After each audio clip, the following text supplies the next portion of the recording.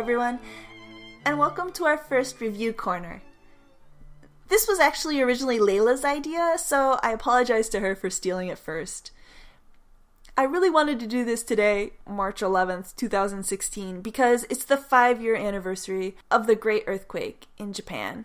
Actually, at the time, I was living and working in Gunma Prefecture, and previous to that, I had lived and worked in Sendai, which was near the epicenter of the earthquake, and where the tsunami had such devastating damage.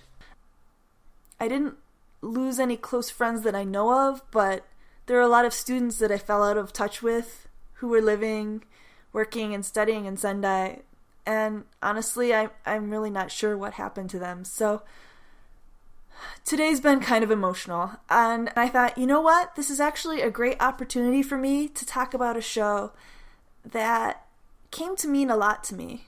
So, what I want to do is tell you a little story. A couple of days after the earthquake, the aftershocks were still rolling through. If you lived in Tohoku, the northeastern part of Japan, most of your power came from the Fukushima power plant. And of course, it was in meltdown. So, in order to preserve power, they were turning off power in different cities at different times. It was actually really cold, especially cold for March, unexpectedly cold, and I remember working in that cold without electricity and thinking, this is nuts, what am I doing here? Some of my friends that I knew had flown home to their home countries, but I didn't think that was right for me.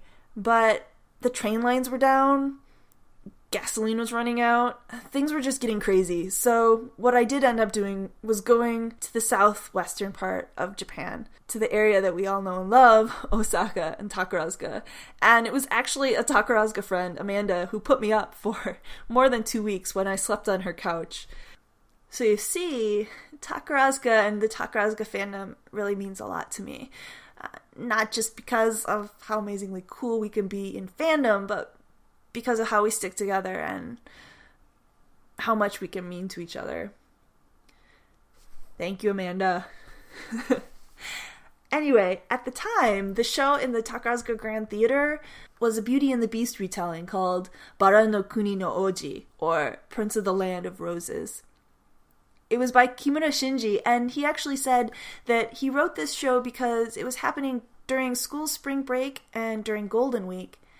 And he really wanted a show that would appeal to children so that he would have more families coming to see the show.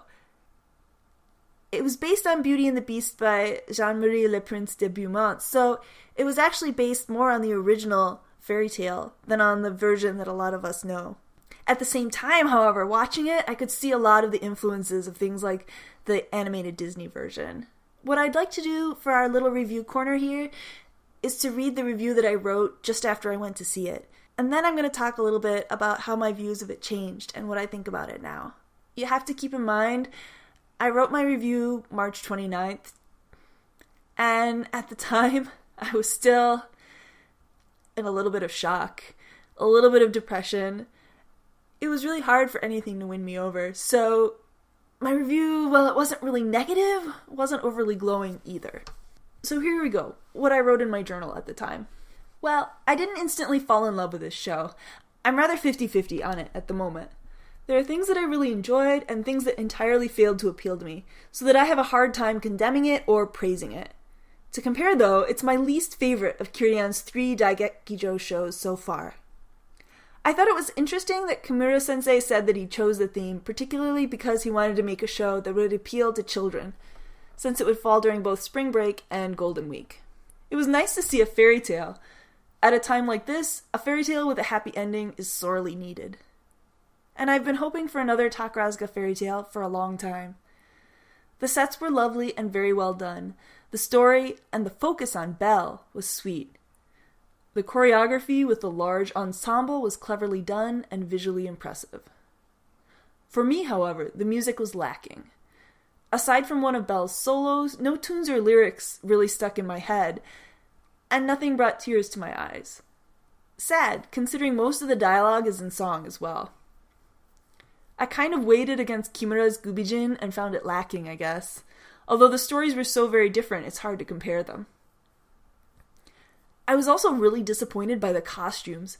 I understand why they did what they did, because going in and out of full-on makeup for the jobs and the costumes would have been difficult, and too much color would have ruined the uniform nature of the costumes, which made the big synchronized dances so cool.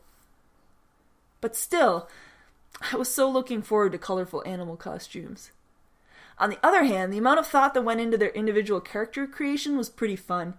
Each person holds their free hand specifically to represent the hoof, claw, paw, wing, etc. of their animal.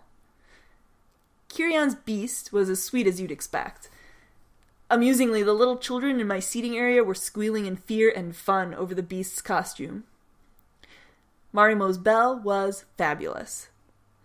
Masaki's king was a deliberate diversion from the usual sexy villain, and in fact, Kimura told her not to think of herself as a villain, but as a straightforward and rather blind character. To be baldly honest, not the most interesting of roles, though she did come out with some of the more elaborate costumes. Kumicho looked good in her goatee. Maggie and Toka were amusing, evil stepsisters. Morie was exactly what she tried for.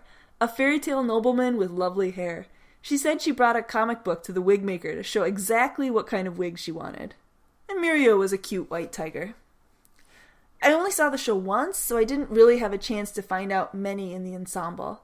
I did finally memorize the eye marks on Rizu's mask enough to be able to tell her apart from the other birds, and the birds were all entirely adorable. So that's all I wrote at the time. Later, I saw it in Tokyo many, many times, and I came to really love this show. In fact, I find it kind of funny now that I didn't like the music the first time I saw it, because Kirion's solo on the Silver Bridge is actually one of the most amazing. And when I go back and watch all her shows now, that's the one that kind of brings tears to my eyes, because her beast is so tormented. It's amazing. At the same time, I still believe what I wrote in the beginning, that the focus on Belle is pretty amazing. She has a lot of solos and a huge amount of stage time, and a lot of the focus of the show is on her character development and growth, and just in general, what's happening to her as Belle. If you like shows where the top musumeyaku gets a lot of stage time, and her part isn't entirely superfluous, this may just be the show for you. If you like dancing, it'll be the show for you. And if you love crazy reviews with really fun numbers with unicorns and things like that, then this also may be the DVD for you. Out of all of Kirion's shows, it may be one of the ones that I've seen or watched more than all the rest now. Kirion and Marimo's chemistry continues to be amazing, and I feel like the maturity that they brought to their parts and the chemistry that they have together really worked well in this show as well.